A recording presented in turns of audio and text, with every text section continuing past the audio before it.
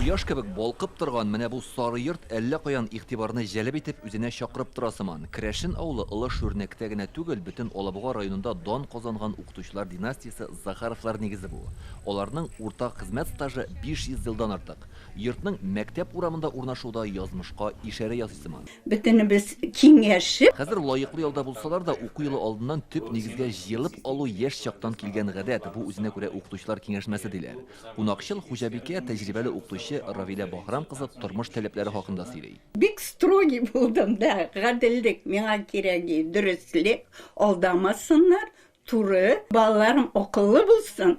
Безгә битебезгә кызыллык китермәсеннәр. Гадәттә театр киенү, чишенү белмәсеннән башлана дип әйтәләр. Мөгаллимнәр тормышы гаиләдән, дөресрәге, йорттан башлана. Хәзерге вакытта без Захаровлар нигезендә менә шунда 3 буын укытучылар тәрбияләнгән. Монда һәр тарафта чисталык, пөхтәлек һәм гаилә җылысы бөркелеп тора. Захаровлар үзләре тату булып гомер итүнең сирен бик гади аңлата. Бер-береңне аңлау һәм ишетә белергә кирәк диялар.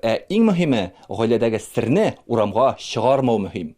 Ире хатыны, сеңлесе, абыйсы, балалары һәммәсе укытучы. Мәктәп диварында Бөек Ватан сугышы ветераны дан орденнарының тулы кавалеры Петр Захаровка багышланган истәлек тактасы.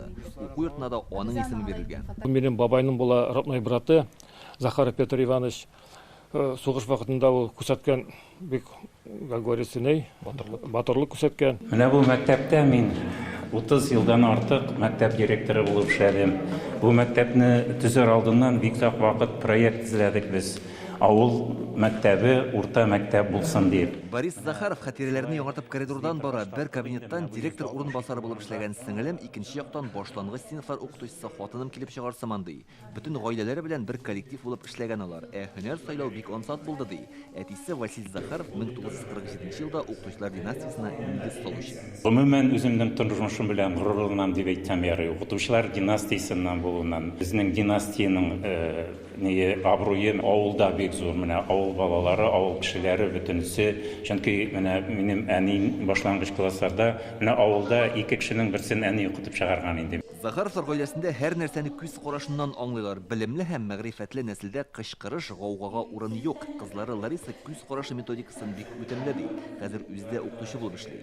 Безнең өйдә кычкырыш әйтеш юк иде. Әти, әни бер күз, бер караш, күзнең бер карашы белән җитәдер.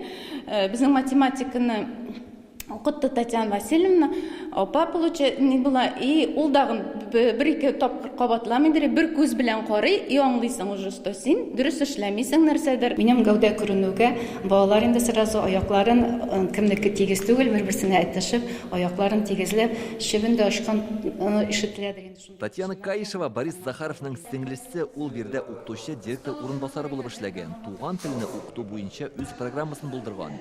Телне һәм гореф-гадәтләрне саклауга үз фикере бар аның. Татар телен саклау өчен беренчедән гаиләдер дип уйлыйм мин. Күп кенә өлеше тоже мәктәптән дә тора. Гореф-гадәтләрне күбрәк өйрәнсәләр, өлкәннәр белән күбрәк аралашсалар, менә тел мәсәлән шулай күбрәк сакланыр иде дип уйлыйм. Захаровлар нәселенә элекке заманда ук изгеләр дип кушамат такканнар. Бу катлаулы һәм саваплы укытучы һөнәре белән дә бәйле булса кирәк. Бер гасырга якын мәгъриф тармагында эшләүче Захаровлар династиясендә бүген дә 4 кеше укытучы булып эшли. Күп кенә диплом һәм дәүләт бүләкләренә ия булганнар. Иң зур бүләк укучының ихтирамы диләр. Алабуга районыннан Илдар Сафиуллин, Алмаз Зиятдинов, Яңа гасыр каналы.